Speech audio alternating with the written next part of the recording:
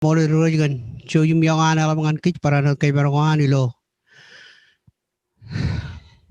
Sean Rano, Yan, Modalok, Tito Wajan Kamanian, Charmania in Ara, Rano King Kajdu, Karangan Madu in Arang, 2020, H. Comunia Gueron, Pogin Chon, Chongochlu, Chinule Manion, Comunia Gueron. Kanan Barchonaran, Karawani Galip, Kamolo Lalip, Pajamarun Kovado Pendon the Chodinin, Kile Torri the Got, the Chodinin.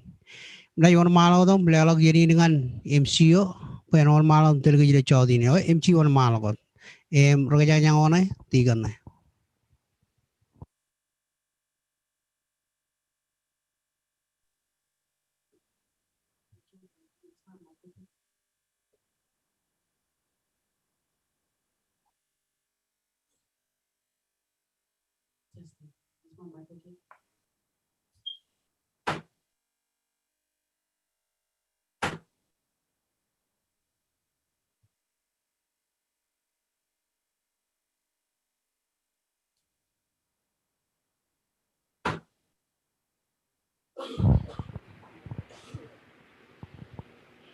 Chala kain ni game caca.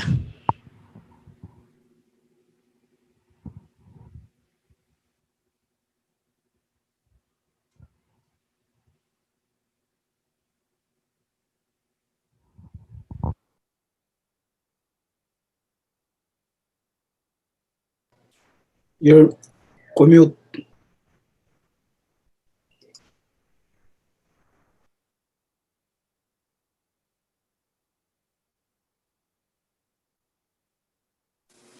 Can you hear me now?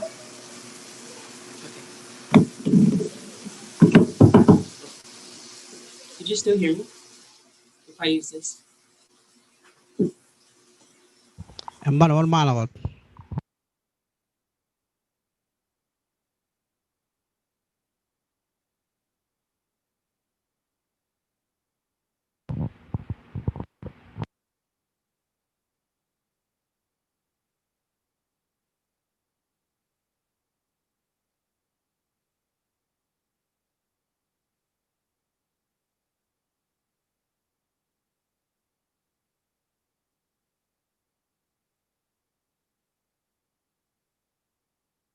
Okay, is my mic okay? Sorry. Okay. Whether you're going to run on olive, yeah. Whether Kamulani can chon run a man, the parano kile the going chemer when meron sila nga po yung chon MC nga kay no chade whether channel chair in kamala gini tomorrow kachi de pen tigen rod po yung ledo chon alin kapo ito ko peri jojim kabalak purom ngan kan.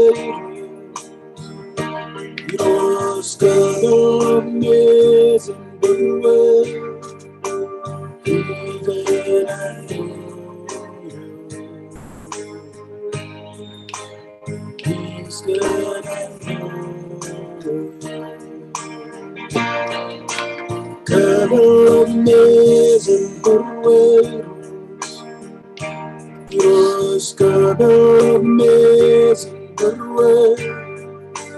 He's good and good. He's good and good. He's good and good. There's no one. Imperido Meramina, my Deus. Ledo Cantazo Yakwe. Hale, hale, hale, hale, hale,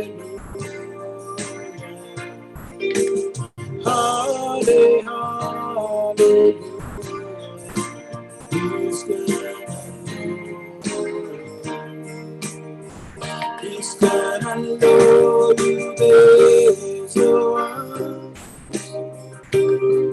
Imperido Meramina, my Deus.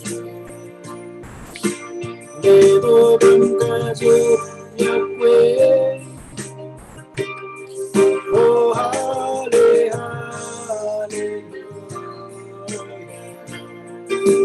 Hale, hallelujah. Hale, hallelujah. He's good and good.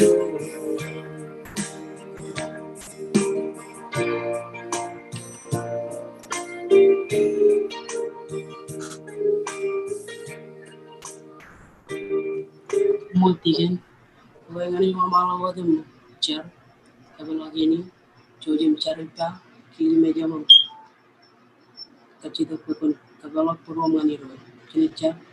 Dear Heavenly Father, I want to thank you once again. Come before you as you sit upon your throne of grace and mercy.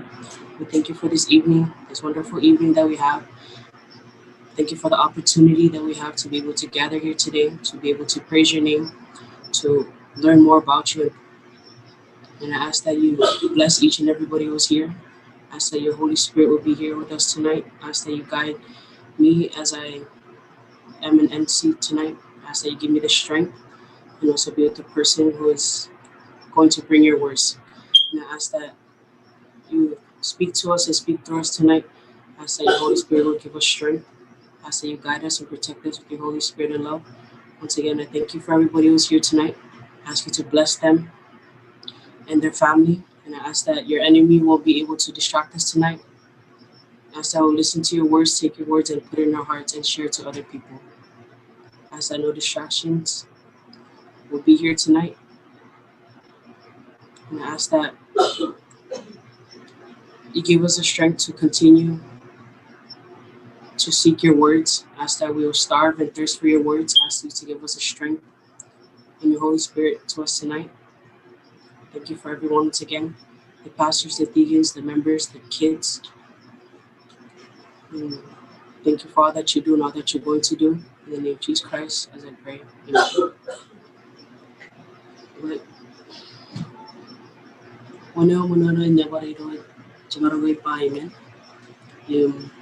Psalm 150 and verse 6, it says, let everything that has breath praise the Lord. Amen.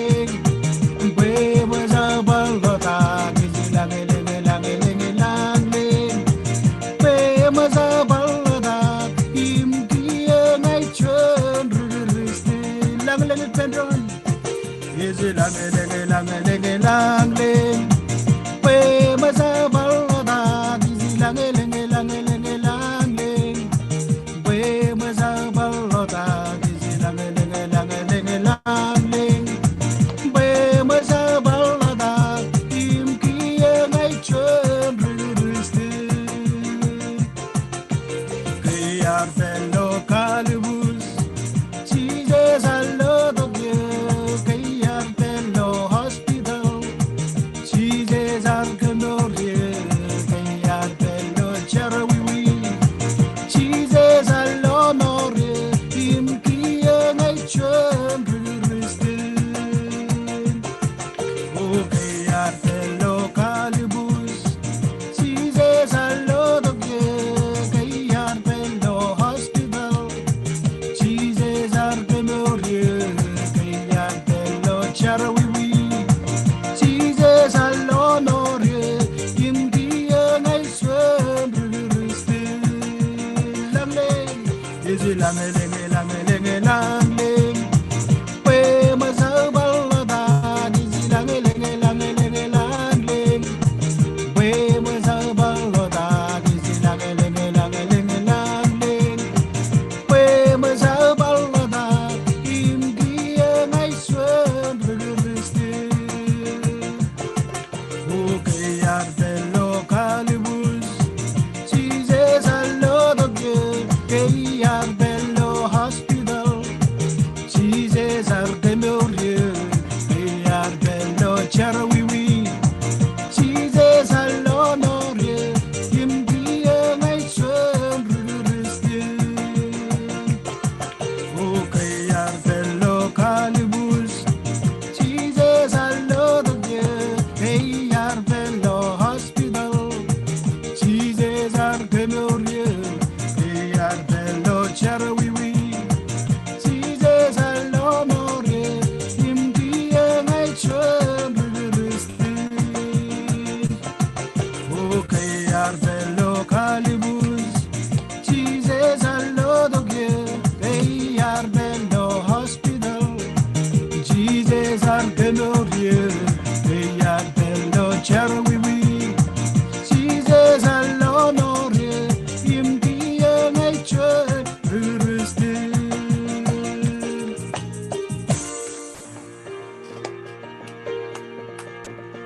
Oxygen, marunong tuloy tigan rak ko yung ito chonalin naman.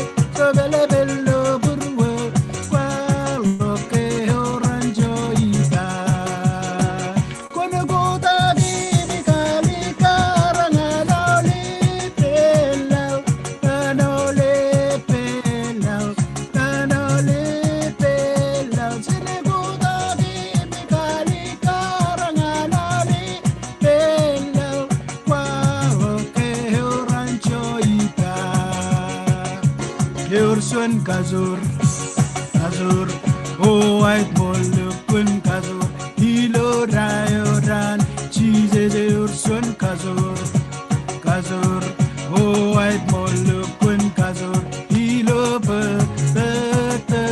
kin cheese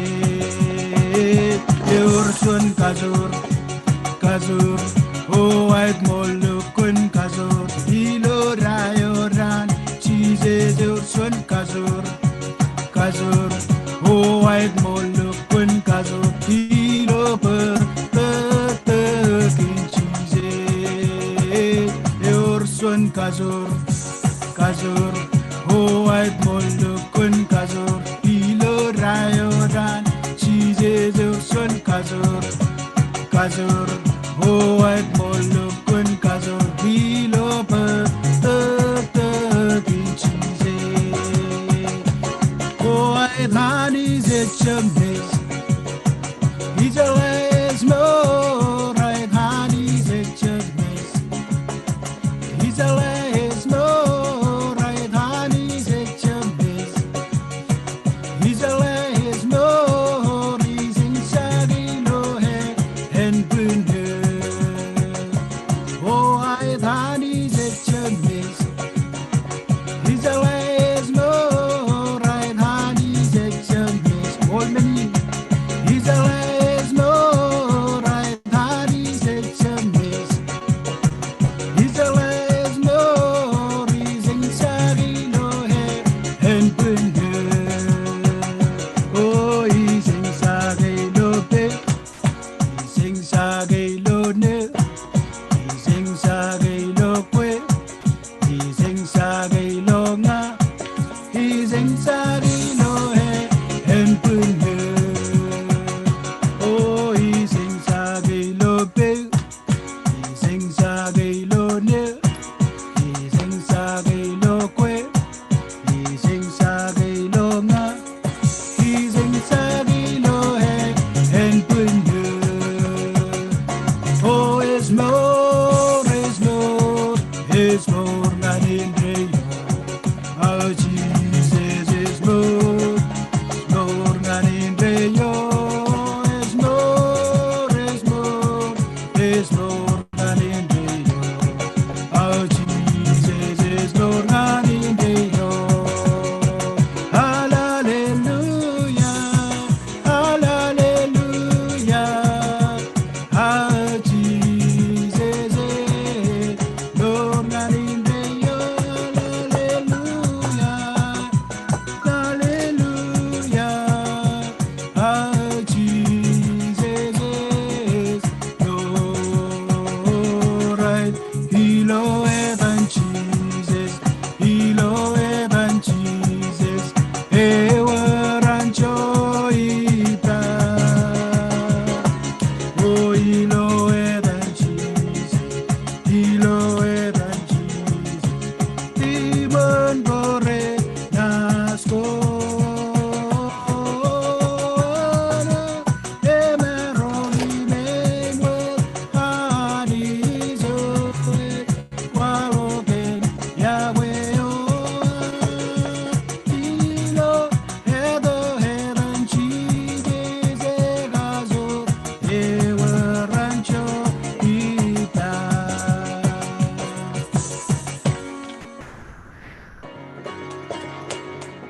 Amen. Kumang tigin. Kumarang yung tiyat. Okay, tiniwan malawat tiniwan malawat ngan belajar lagi ini. Kani kabel lagi ini ngan pro me elangai aigut. Me elangai maigut.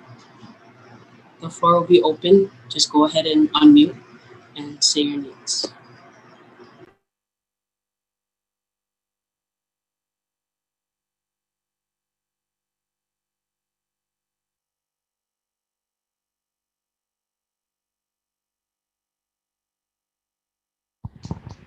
Man mol chacha. Okay, kambolo lani jikanan kau di jimodada percuanale num kili di chaudi nin raini. Kenapa jenjaragan chuan matar nugur pamri kuar kacuju yan iro kiri lo cetran orange modalak chargan family wan ro nijin ilo melo de mijich pen cibangir dialog ay numman melo manin iro jum jan kiringan chon mero yang malak kamole li ro parano chargan brother ay chon ila nang mijot chep chalai imorge agiro jige akai majjen digdo lo char kajide bo iro jen kemori em kamana wene jimori jen nang mi chargan kijo ka jojo lapta Charagan Rorachan dialog Mawar ngani Roch, Pairojan Podoger, Embarano Charagan, Anchit of Quajarajaran, Perido Mawar, Kakajor Kijum Telegich, Mol MC. Gue kumol rogi chene kimi me jai kuch koam ilo charwa yung ngelang parchon army chonim ro army yeni net pelo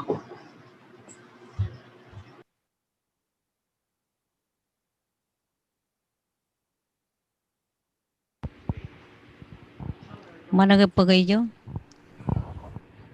Ke mall. Okay. Ke mall li ro jilo. Chati ni raini. Kachi tu bacen. Char kanan chitup ko jar jar. Do to ke jilo chati ni raini. Em magdi bulijir. Em cibang ke bacen rong aja kai. Tayo e bajagin lik. Kano no ngan ke jilo chati ni raini. Pokok ke jaram manewan yon kacujo. Yung in meno cijay wujim cij. Kuli mero kage. Kencitup ko jar jar ewan. Kacito ba kuman parainot kodat ro rejidan peroilonga elap tada ro cema em rojar kajaraman yoga gair kanan koda gair ilo char ko kuman parainot cipang chargan pamli gina chargan aineman chargan iyawe kamolo liroikan timinan yo inagal baceni yawe ro na mel labalagari yawe rami judum ci em charbot timin ilo yo inagal enchuan nane ui me marong ne kereralak tererin meurin yawe kuar langa char lack of love ilo yo yo chamalak yawe ilo yo in yang labalak meurin yawe ilo ke chujum ke mi jot pamilin au ilo char ko ami pai rojin cibang ke ilo chabro wawin lam peri meurum char balngane ilo ran ke liktada bai meninot MC Komol ani jan kajaraman yo kumol rogi chene kimi me jai kuch koam ilo charwa yung this evening is still open to whoever wants to share their needs.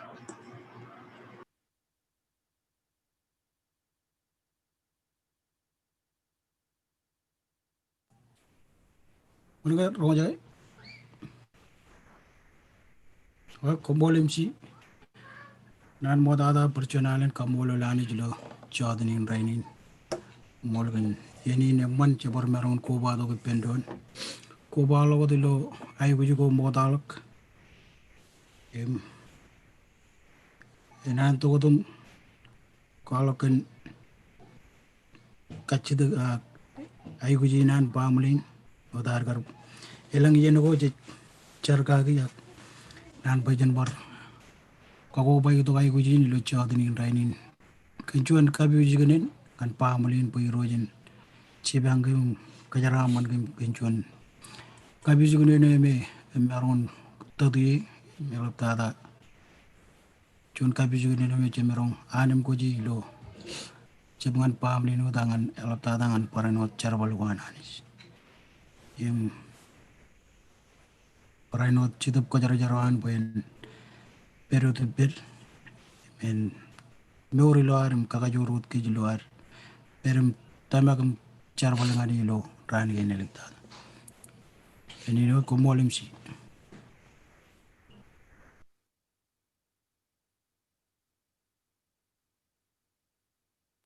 Como tigen chene chimi me jago pom lo charo kwa yung chalo por nge mga ya pagini nge lang amay ko yung pagkaran jodi kadam koe mani chochem kajuda anpuj meron pemi yung mga chena kile rigagi chemer poe char ke nole ay ko joko chalo kacchi de bentigan raat poe le to chol nanen kapu wada chena cherken olive agud ko merar wala ilo kacid ilo hanging yung big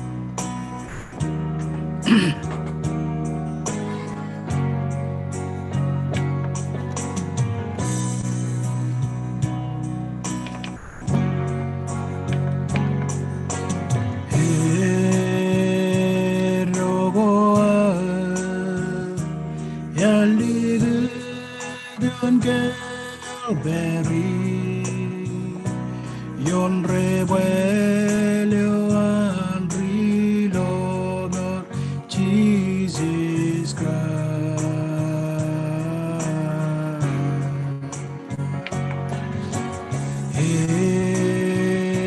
Este lieu il oliveria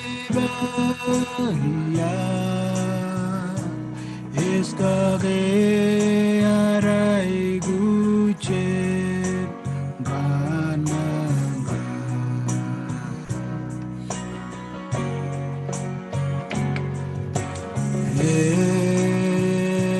rogoa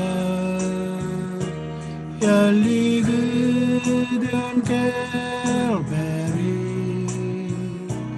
yon rebelio and relomor Jesus Christ.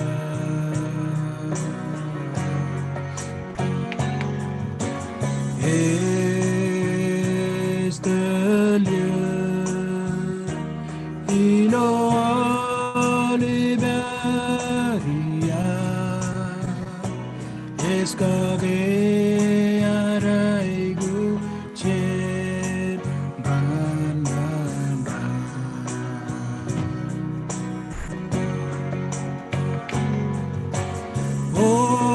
Oikos kusa krilomo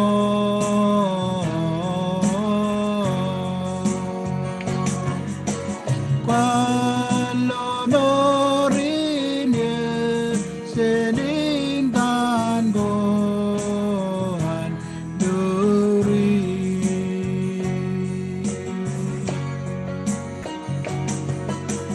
Istilah bersiwelia Nan begnurin deyo Selagi nari lono Jesus Christ.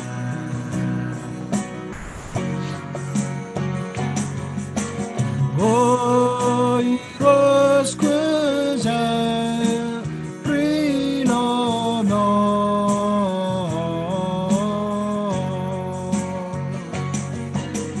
Palonorinye sening tangohan nuri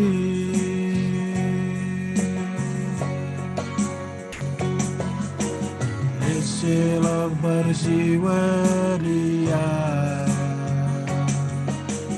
Dan begnurin deyo Istilah nari lomo Jesus Christ.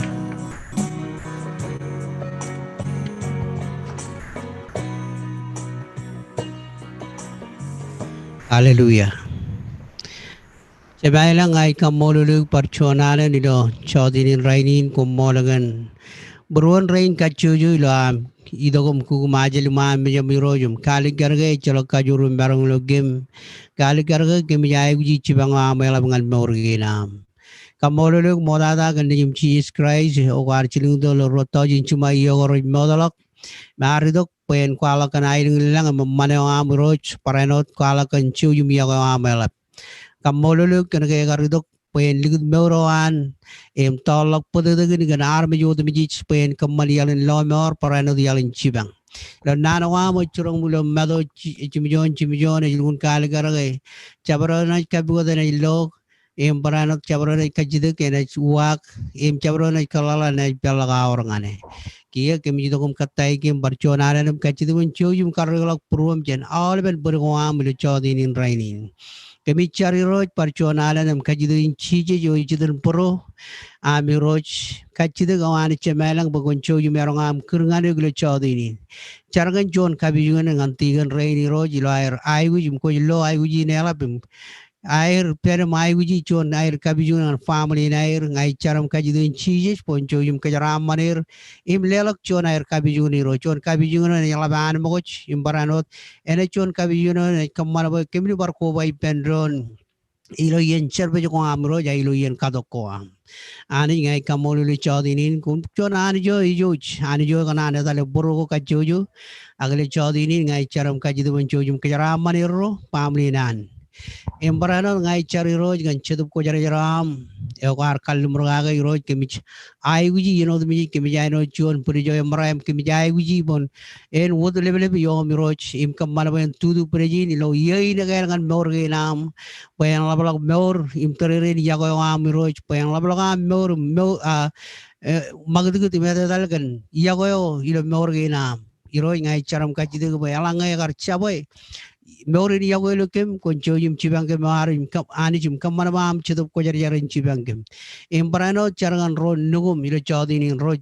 chem chadum ro angkor ram anti ram ro charam matam ilo chodini ro chain lo mor gair charga ge ro ani poncho yum bodongan lo mor im kamana ela bodak lo moran kachu yo armi ro ro jini badam promich ko le gain man man ngani ro ani kakajur ro mojano ilo chodini Roro nangan mi jino nangan mi jina la bro ngai charam ka jidin chije boni urier ke urier jan nangan mi yo rai beraka kiyo em ngai charagan pamale an ragyo matta mi roch charam imnugum kargo ka chojo ngai charam ka jidu gwani mon ledok am lelo ka kamar am chidu ko yere berion family nim lelo ka man imbarano kamar beran marungun lo meno mi jiro ai ujingan utam boy ne ala banich iro ko molken meno mi ko molken yim chi krai ja no chon e yuni nai man par jonalan ke mi le na bara mude ju mai wi chojum ka ram man ma do ina mro jum kam mana we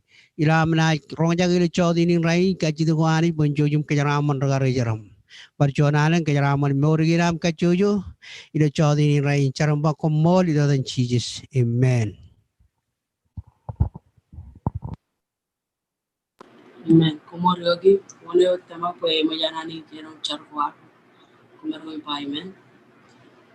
Oda chena dalo gini kan yo emajan kubyo di nanyo an chode ni.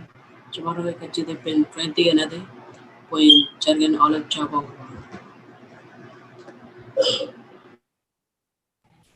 Manjane ijo kuj peri jene chimor chilla kut penro nim jar.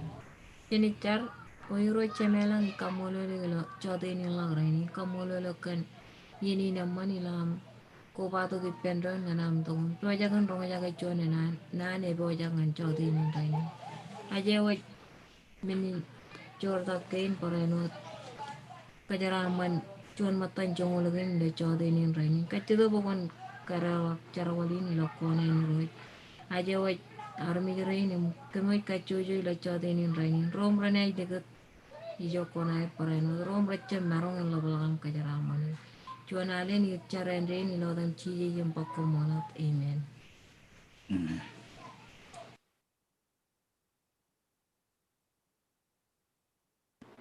Amen. Kumor kati ganade. We ngapon po chonian Ito, kanila lagi ni nan kan lagi ruby yung cimarang karwan ini nani yung kan pujen kapu. Jalak kapu mani roch. Ina yung malo dam. Kile rukuno na le chodi ni kan rago chiner. Kalabar cara amal le chodi ni kan ke echa bodok jon mangayo kamani narami jai bodok jon mangayo jananich ngan morgenar kachujulo. Char in mani inarang ilo 2021. Rano king kajulu. Apa? Jalala lang kabu barchonalan ngani roch luar karwai ni nana nanich. Jalak kajara amal ngan ragara.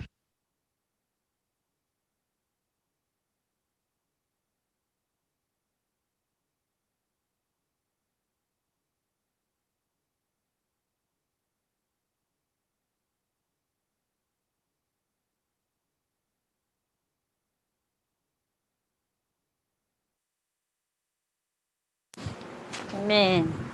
Mana garong aja kayo? Okay, kamu le terus. Okay. Wala kanan tilem kau deh. Anik cemero jilang kan. Raini ne jerane ukein. Karwo ilo yoin 2020. Roran raini ne jemai kan iwan. Calapur. Raini ne jerane ilo yoin 2021 ne jerane ukein karwo roran at jika molo liro cilu biaran in centreo cagar cinoy caran man yoin at ne kamolo lani ken kaladinan an meurinal ar kanono ilo purwan Ragagin, karajaran poen narongan spejulio ilo rainin yo ikin kajeluin ar.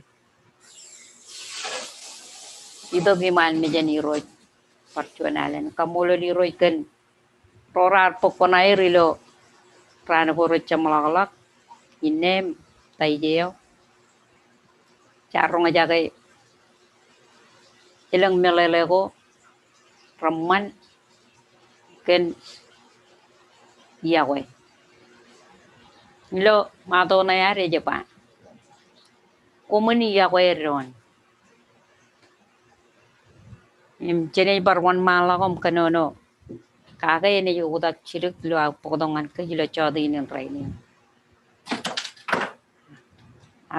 Pero di yumun tan punang tan na yari Japan. Kumuni Yahweh ron. Okay. Tigan ko jalay kay pagkatong mo kalayo may ibang bayo ito ani jiyo na ilang kay pacen par na pare ani inaar chuanalan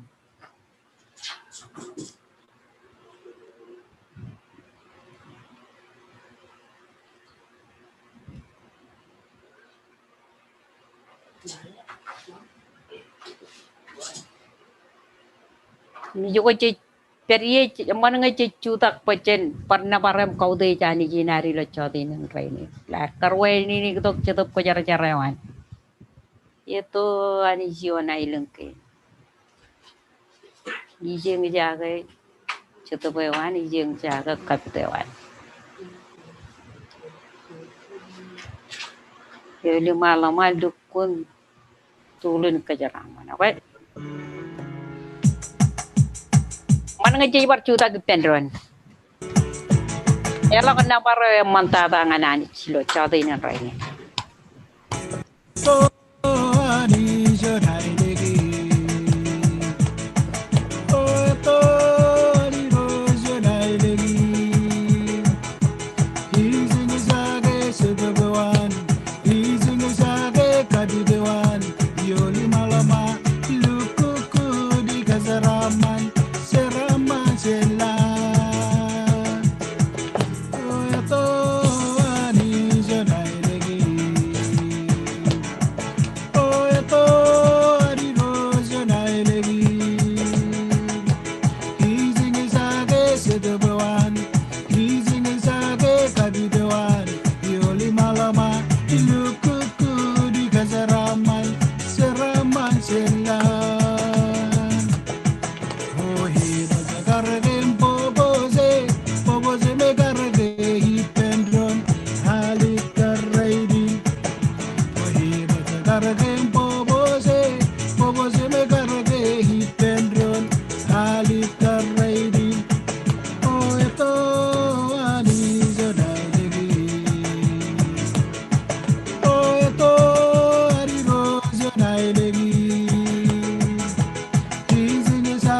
sedebewan kizing sage kabidewan yoli malama ilukuku di kazaraman seraman selan oh ay dato ani jonai legi oh eto ani roje nai legi kizing sage sedebewan kizing sage kabidewan yoli malama lukuku di kazaraman seraman selan oh he bose karge pobose me karge hipendron hali karraidin ai bose karge pobose me karge hipendron hali karraidin.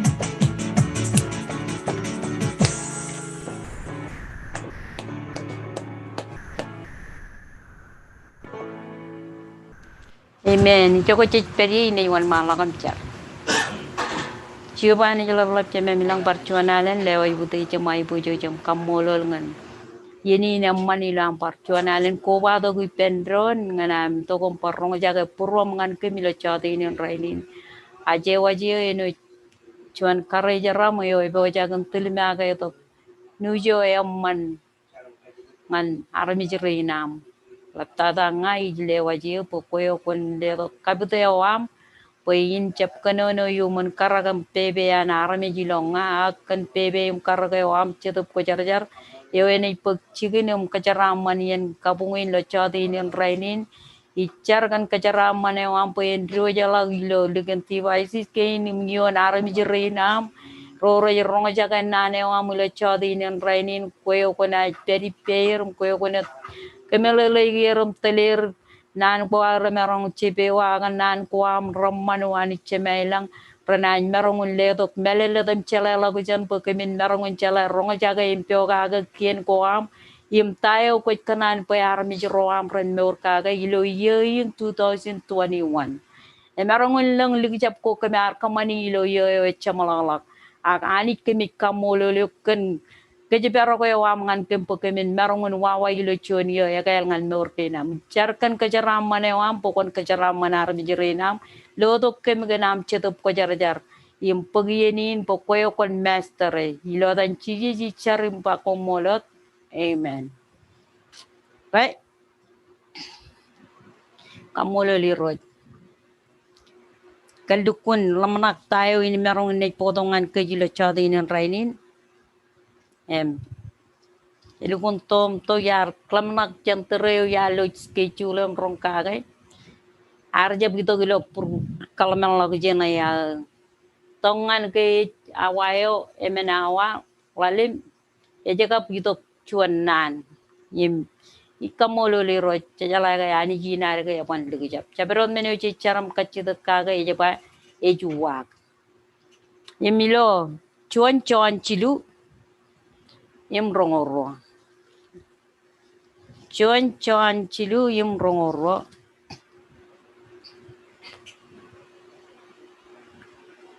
tap cene jetero dilo yumun timnayan yo inegal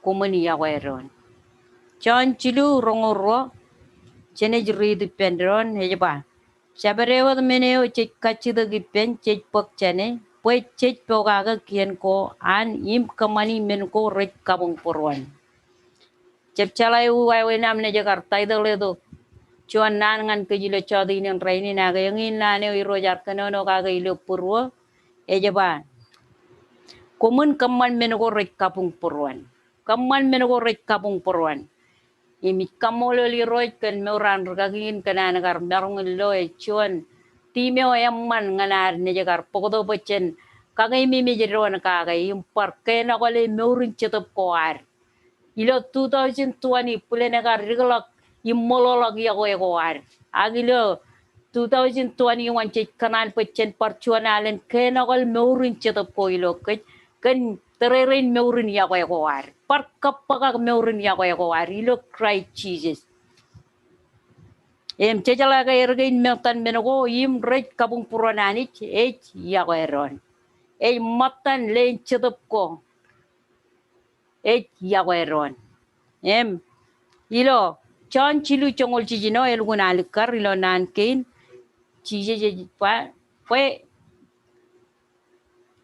pues kanan ani chia kwella ar chili kunto chuano neji neo en magayot pues chabreo de tamagilo en chap chago a en meurin reo im nani nge chije kanono e chap kanono kal lalin e kanono kan armijro recho go ilol pues kanan ani chia kwel armijo dem chech ar chili kunto chuano neji neo en magayot pues chabreo de tamagilo en chap chago aga en meurin reo im chije maga klemilo nan kenan pues ngayalo imolo imoreo echala ko na jilong ani penchema elang chap ken nga amen em ino ta pa pues chabere odo tamagiloi ejba enen meurin reo im point chuan ejba tamak kaman menogo rek kabung purwan iroj tago rek kabung purwan iroj chuan tamak ilo ibru pogoni ibru chongol chuanem chijino iba echala ko na marongon kabung purwan ani nge echala tamak peo e juto nganani jem tamak peo or ani yum peo e lelak chinageje ngan ro rek poga ge amen em chejala ge ilo ar poga ge e che poga ge kien koan chije jaga ridok imej pailo nan kinan ilo chon chilu im rongol chilu yangin kiene oan pechan tamak ilo yatan chije nejin im yaweron lela gupya ilo a lel echa pokona wat chon chilu im rongol chilu nga kone ridi chen ridi pendo ne ba yangin kiene oan pechan tamak ilo yatan chije Christ nejin im chen yaweron e ino tan Christ chirongket amen im chejalaga ilo ibru cheno dagarpa ibru echalaga yana marongan kabung purwanani elangai echalak tamak im chet tamak ilo etan Jesus Christ neji neo im arpodo kiene oega elangan poim nga ewi kiene ogal yang anai pochen ya weron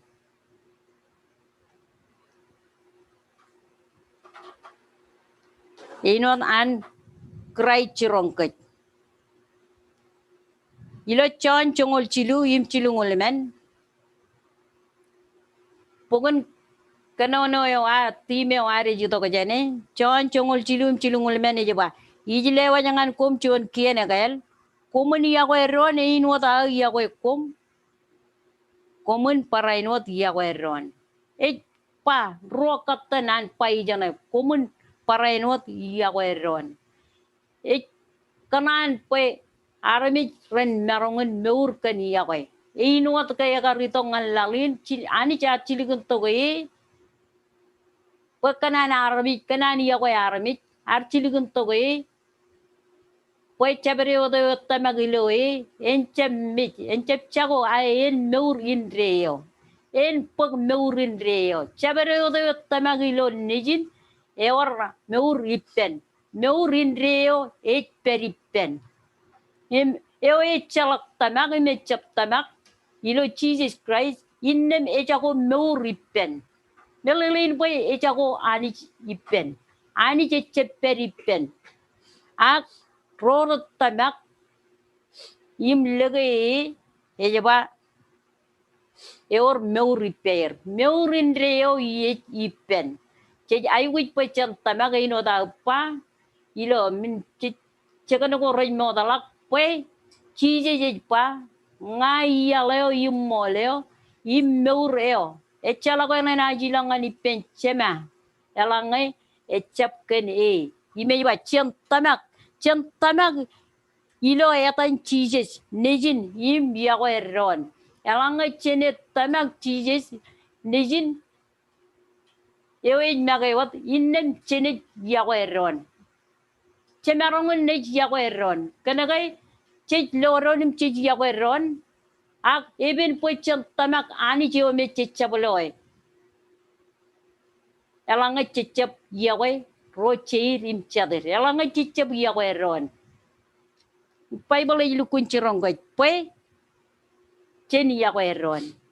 Elanga cek jagueron cek kalikar. Poi cek jague anich. Im cek jague eo archiligun tog e. When Jesus Christ. Amen.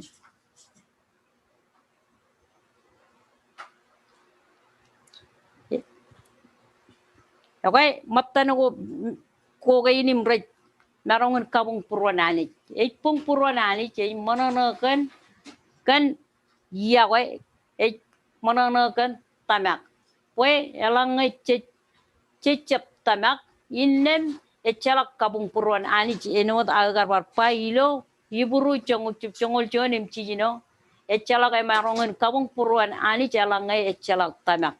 Im nana gay nilo chon nan gay nan chon ngan ruristin ro ba poi chen tamak ilo etan nejin Jesus Christ im ba cecep tamak wata chen yaweron inot an cry chirongket chirongket ilo chon chongol chilu im chilungulemen poi ijilewa ngan kom chon kienegal komuni yaweron inot a yawe kom Yem parpa chuan nalen komun parainot yaweron. Amen. Eji lukun paraeli jim lukun kaluk karangan ke poi yim chen parainot yaweron. Chaloe meurewan chije chejalagan wawin meurana kar chije ke aridongan lalin. Ke aridongan lalin aridok yim ar kwalok yawe. Chejeloilo wawin kar ker rorgaloran kar career ar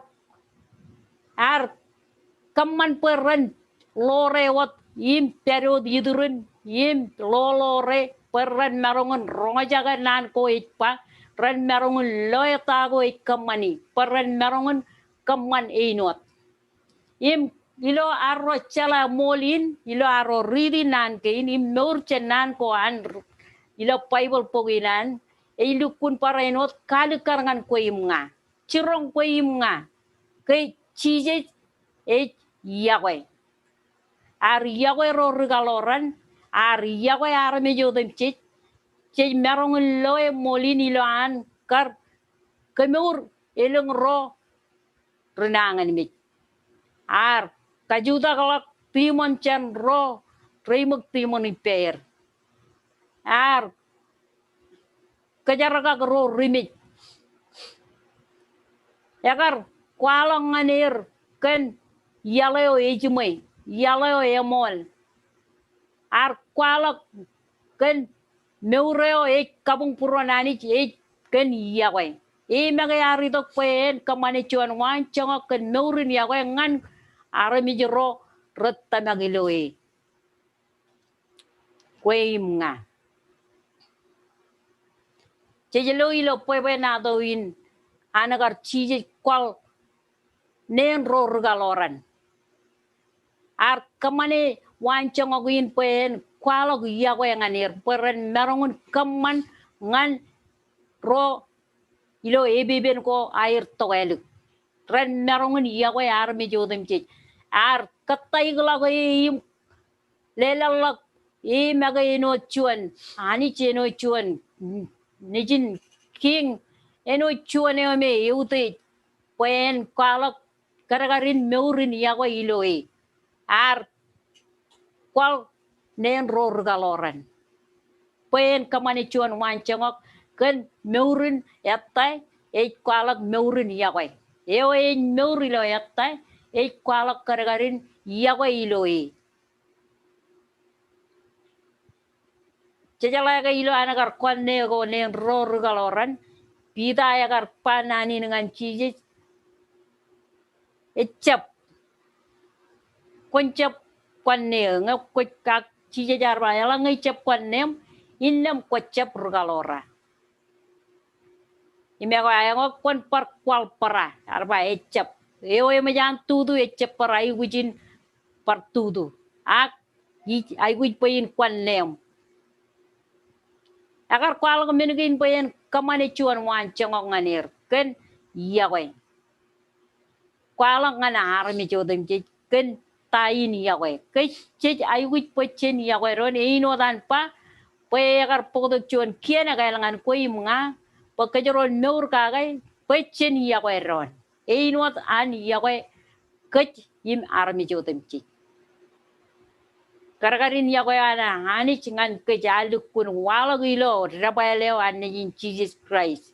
Ar ledo chuano nijinio e magayot pwedin kamaniala loma orangan kuim nga pagkajaron narongon meur ilo meure me kalumur kagay.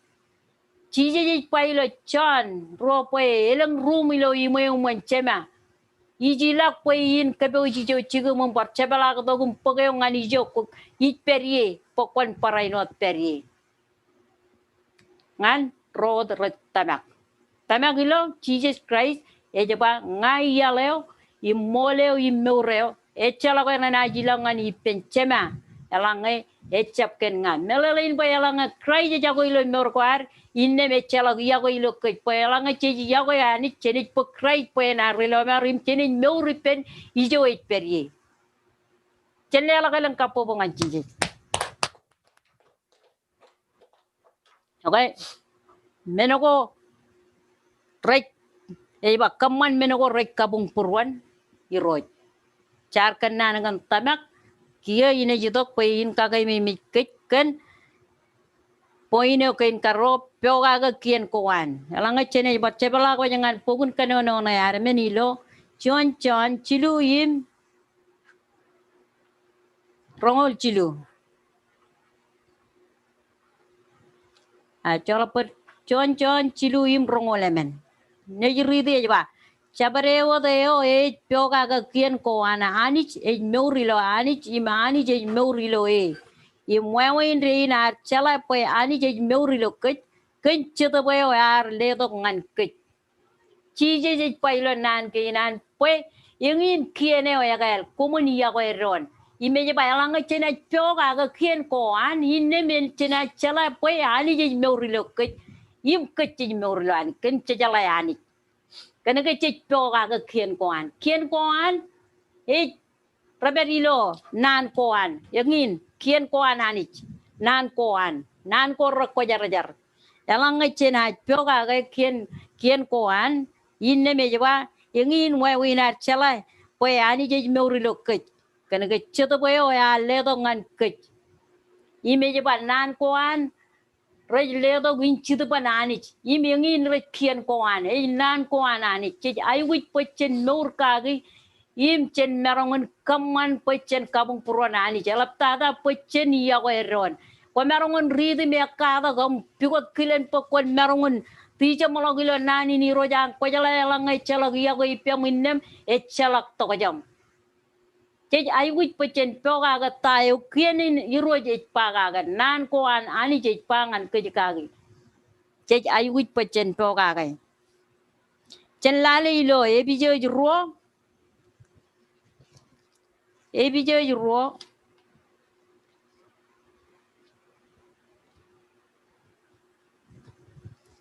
lela pai bola muilo pai lo e bijo ro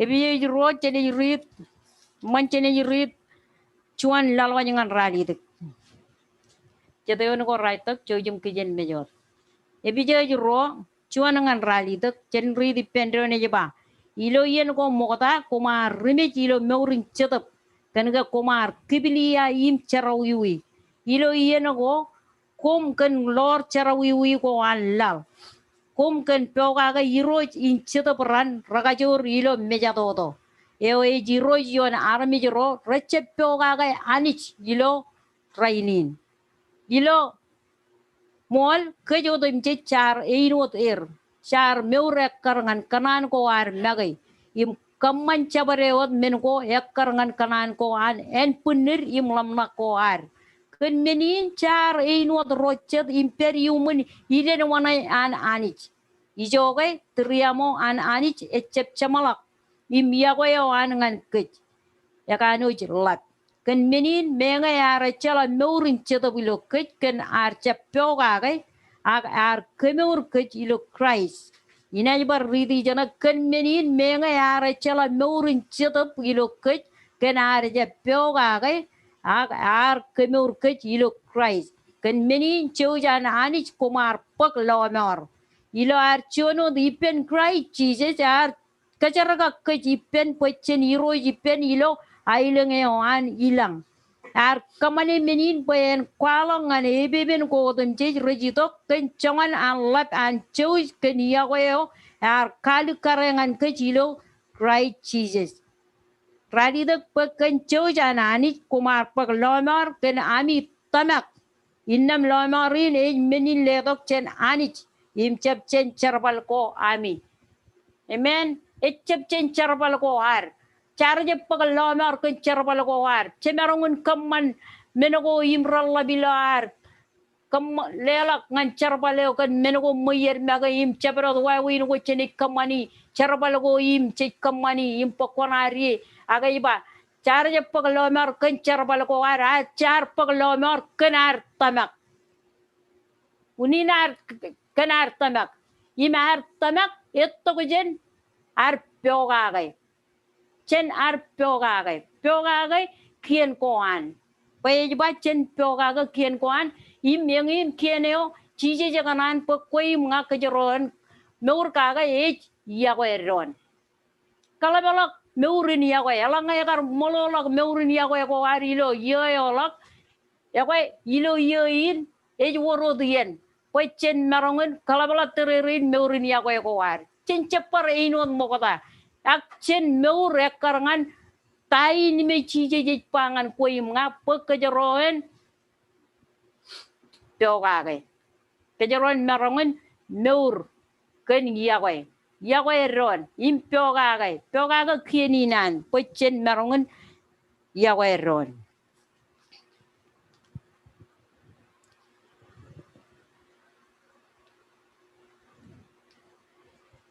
jala ilar pyoga ga jala ga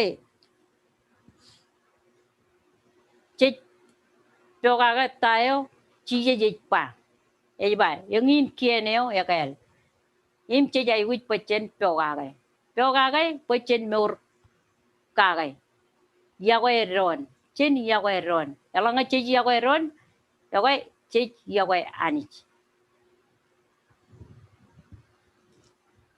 kanan pe chen balelangan chuan chon chapun kanono ne odilo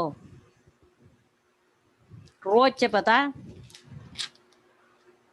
im chongol lale mion chongol lale lalo jangan chongol chimjon chen ri pendron kanan be kejo chimo ri pendron pe chen chala im melele kan tagi che ronga jagi ri pendron ne ba komun chab ya wa lalin im chabarewat men ko an lalin elang komu ya wa lalin e chalak ami ya wa chemer men ko tin che jan lalin mom an kanek men ko arami rej loy im kanan kap meno tin che an lal in korej menin kaudai purwan arami e chalak yan menegain rejitok chen chemer ak olebe rejitok chen lalin lalin mom ko an rena chemalak agayo e kaman manan kilana ani e meurin reo e chabreo deo e kabung purwan ani e meurin reo amen okay chechapai pyoga ga ot kien ko an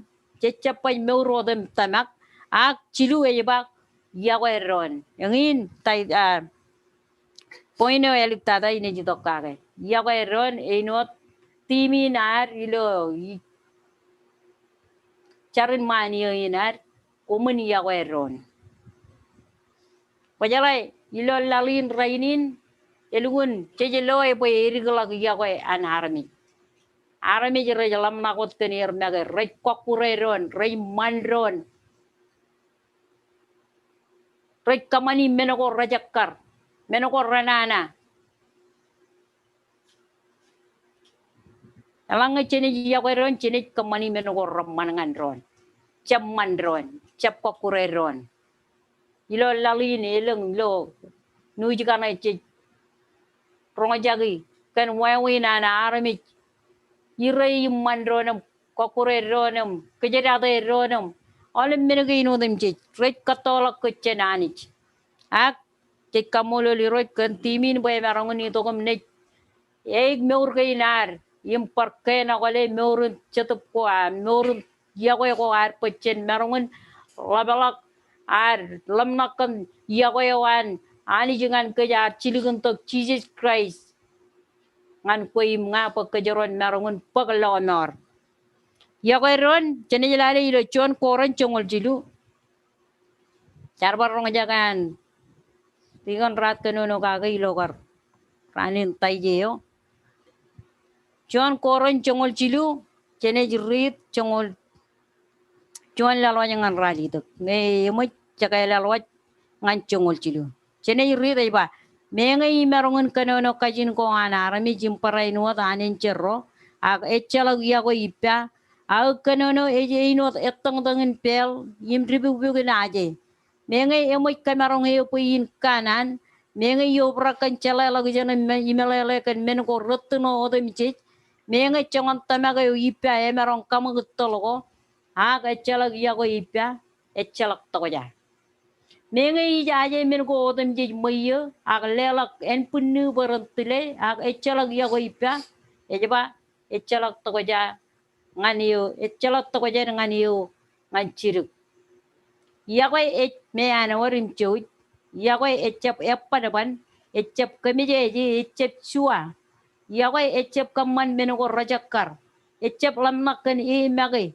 echap illulu yagoy echap talin puro yagoy echap manana kaga charawiwi agay manana kaga mol yagoy ejaji epoyer epan chago ang tamak iman kejadirirug iman kejenmit yago per indreo yor nanin kanan ak rana jalot yor menin ledo kan kanono ilo kajin go renci onlak ak rana chamalak yor chalala jen ak rana chago amen chilo ilo nan ke nan pol ngan rukoran pachakaran tago ramanim konek kamani ba langai chalag yago ipya echalak toja wadangan ciruk yim chene kala lo jilo chongol chilo iba inne men gain wot chilo reper tamak kajadiri gim yawa imeo elaptada yer eji yawa kemimi pe alang echalag yawa ipya echalak toja wadangan chiru chakaran ngai kamani men korala chakaran ngai kenono kajin go renchuan lak chakaran ngai i imerong tamaga emerong kamagutologo ag elang echalak yago ipyangan chiri ga iba echalak toja im chejala pe yago kabung purwan anich arkar taidolewar di chadi kaman menogo rek kabung purwan anich len matan len chetup ko an chetup ko jar yago chije jagal ledo pe chen merongun yago ron kenaga yagar yago ke yago ari chino ipena anich pelere ba unconditional love yago yo me elabe me kapulengalang ke jar mi chichem merongun kemelele ri chongan yago yo anar chirgun to ne jino emagayot po entin kamman yalan lomor ngan rodem che rattamak ne kechamala gile chon pida emen yala gu pele chon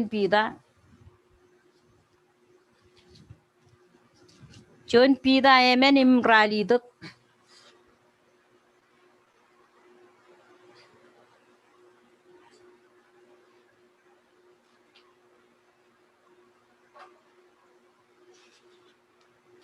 ba ela chen meno dem je kumun kanu yago eron pue yago kalbubu elang charawiwi yago kalbubu elang charawiwi amen chabero ligijap ko ilo Nor gay na char, nor kaga ilo yo echamalala 2020 elang chene kalabalak tererin nor ni ako war ba pokolak alet charawiwi yago pokolak alet charawiwi cek kamolo lanit kenagay chajala gay echalak unin anagar chije pokok nani nim kieni dengan arami jiwan lang poichin yawe ron kenagai yawe merongun kalibu bugui cara wiwi goar pokok ole ligijap yim nana goar yawe chenlela galang kapobongan Jesus amen jadi wan malagam char man mejam ciobani jalab ceme milang percuanale ni kamolo leuken kalo di namungan Naurina ilo chadinin rain merongan war kwana ilo nan ke namungan kagay mimi kemo dem jit kachojo pa ilo yo lak elang ayagar war lugi jabun naurin ya ko ilo kem ilo yo in 2021 kon kalabala tere rain naurin ya ko ilo kem pokemen merongan tabar ro dem chejo ani cheme elang mi ya ko ron ilo amperi naurum charbalanganeo ilo ran ke neliktada chalage Yahweh merongun kalubu bu carawiwi wadam cik. Merongun kagael kem, merongun podo kem ngan iman mejam. Kau pailo nan kina mo ani cemelang, pok kau Yahweh armi wadam cik. Yim alap tada ro rek meur ngane yo, yim rek pigot an kilam kanan peren merongun meur ken Yahweh wam. Icar pokwe kon carbalilo porogo poroen meur kinam. Yem kamman bayan labalokam yagoyo kilo am teri meurum charbalangane kilo rankin chalaga nan kinam elanga kemicha yagoy ron inne meben pokemin yagoyo mi char bayan labalok am yagoyo go ani chemelang lo yoin kemna perilo nane wa mum poga ga olben kien ko amu ani chemelang kadangin kemim kamman pokemin tadam pen nilo yagoyinam kemichar Andre ni char pokon kajaram manara mi jerenam kamman ban nagin kami rongo jagay kami jab rongo jagay dia kalau kami rongo jagay pagai meur kagai cuan cemene ngan meur kainan cala ga cemene ikmatan kien ko am kami kata dim kabeni lo purwam kamane cuan am kalumur pai roj kami kanan pai kami labalag ilo ya ko kami narongon cala kan ya ko wamo melele kan wai na am ya ko kami wani chilo am kamman pai kami narongon Matam hilo charbalin anne jim Jesus Christ. Kami char Henry nilo dan Jesus jim bakomolot. Amen.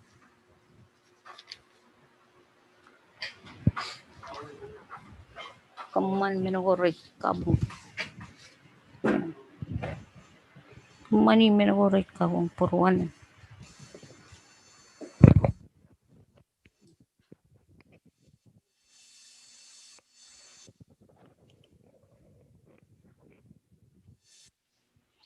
Amen. Amen. Chandela puji mujin kabo wan cheese.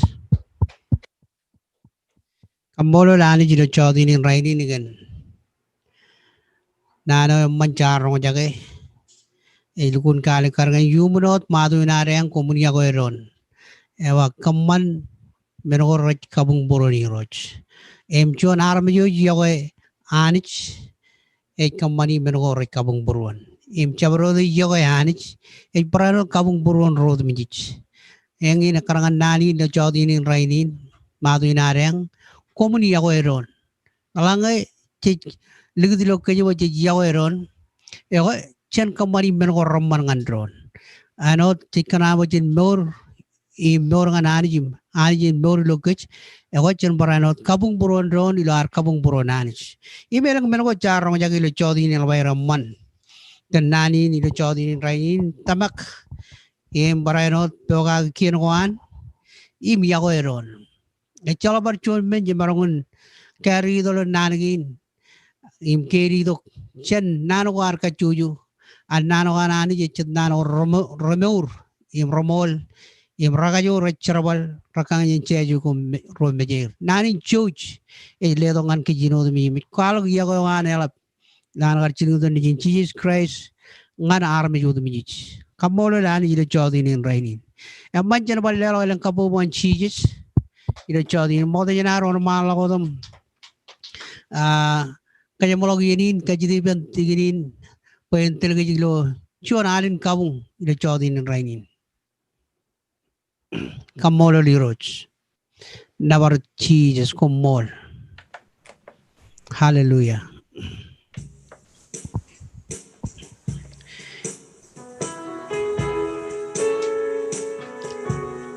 kamolo lalo roro jorong jaga ilo chodi nin raini chani ilgun. Bawa ani yang labulan kejaraman kejujilo. Ari do bujen kabungane.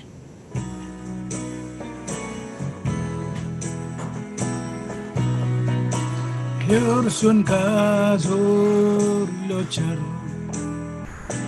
kazor ilotama himenas lewaspe weduguryo senangin bes iskodape himsarngane himbairo zimasno Yorsun kazor lukun kazor kazor lochar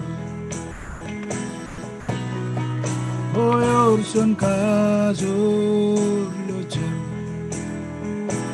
kazor ilotamak himenas lewaspe hinuguryo senangin bes iskodape himsarngane himbairo zimasno Yorsun kazor lukun kazor kazor lochar Yorsun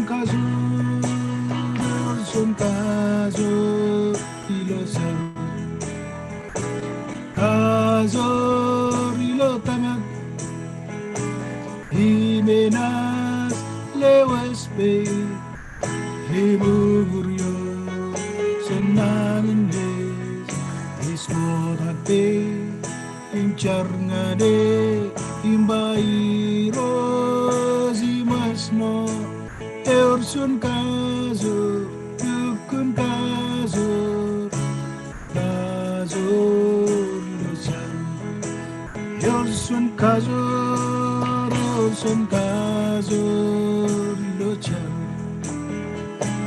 kazor ilotamak himenas lewaspe himuguryo senangin bes iskodape himcharngane himbairo zimasno Yorsun kazor lukun kazor kazor lochar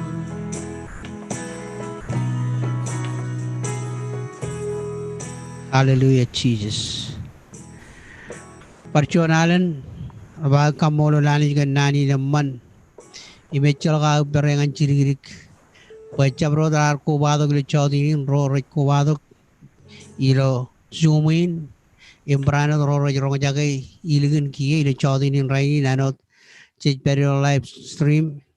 Kamolo lani kenke nanawan eban perot ilo chono chigin ak ilo chon minute im chon chigan ebaron beri jugo chabrot ilo chodi mo janari do bojen ke maloginin alange urchon ikanan pagkray benan relomor kajidagi pambawan kajudak pem ngani roj kalak chon kakale ilo chodi nin rainin kamolo lanich or malago di jogo peri em kalangam tamagiro jum lelak moroam ilo chodi nin Ejian bajen bak Christ penar lomor enar king en irojlo morwar kachuju im chen lelok im kali karga tamak ilo nejin anich Jesus Christ im roroj perilgun im aluje in servina programin ijogoj beri war kachilagi pam bawan lelok prom ngani roj menaj pagyok menaj chon nejin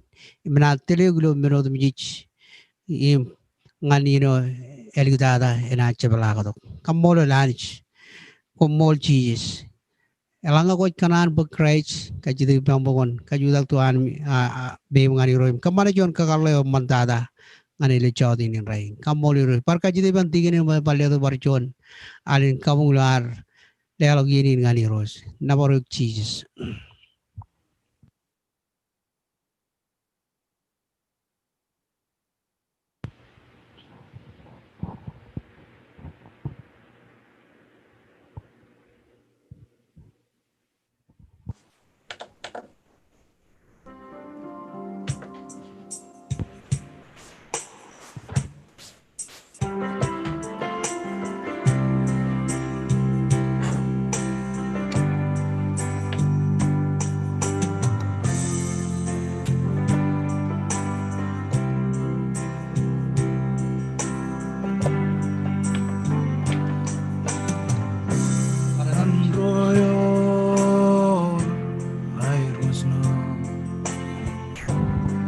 Bungimantronon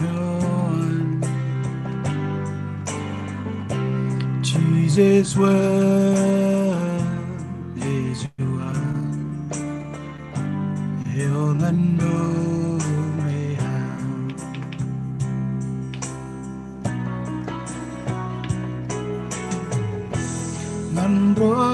Nandroyor air masno Bungimantronon Jesus word is you are Yongando meha Nandroyor air masno Bungimantronon Jesus word is you are Yongando meha Nandroyor air masno Bungimantronon Jesus word is you are Yongando meha Oh ay the mero meno kobane Meno dem cheg rezan Tenalim nebardan kinge Esking lagim law Jesus word is you are gano mehamo Ay the mero meno kobane Meno dem cheg rezan Jenalim nebardan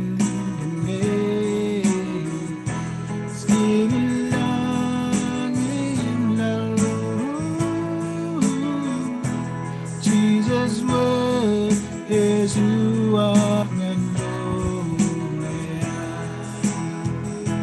Yalanga kwar kajuda ke pem miar jablo ilo chodinin par kaji pem bokon par kajuda ke ilo ane jual malah kodum kile iro par chonan ilo chodinin rainin langa koi chon kwar kajuda pem cem marong loy oi kaji pem bokon char ini ilo chodinin lelak pro meoro am ngani roch ben karo gile chodinin ai barano den pokoto ko ngani pen ano chono rulo morangan kiju kajuju Kajide pang pokon church jogo peri jogo ilikin talabon jogo odumjich ko lo chodi rain and all it's live here oi kajide won choyum lore ilo chodi ni iro cheeses ngai kamolulu idong anuk ano chono chalo kajuru marong im chono kamani meno chono ar kamani meno rar min kapung burung ai idong anuk kajide pokon choyum karre lagi gan padedegum em kamana bangai marong ner kon bage bangai chonon mor nganegum kon mor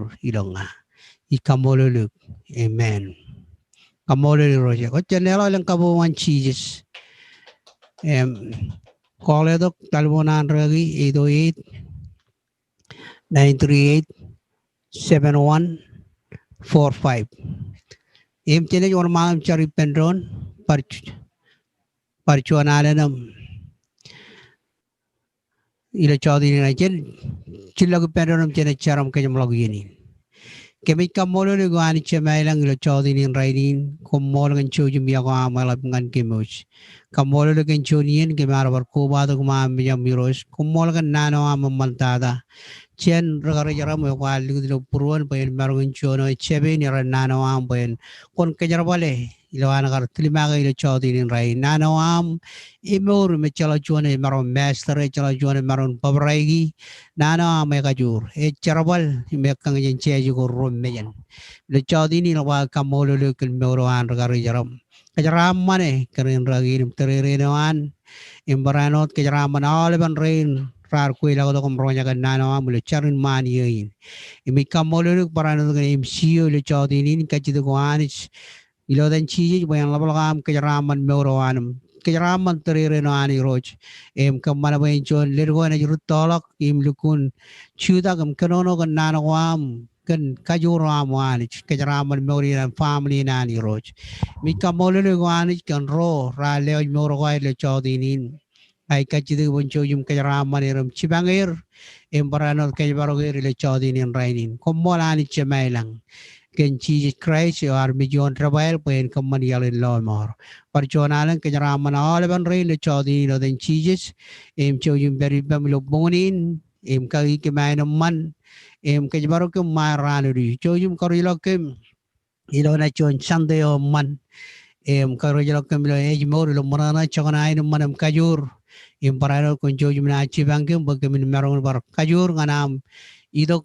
kabungan yo ranu li chupong parano ranu li chuda ani chemala barjonalan cho yum kajaraman kemo jiro dan cheeses komol kan to bai jike charamba komol ilo dan cheese Christ menewa lelo kapubungan cheeses kamol dengan roral lelo moro air ngani ro jawa charba lelo puji mun kapubungan cheeses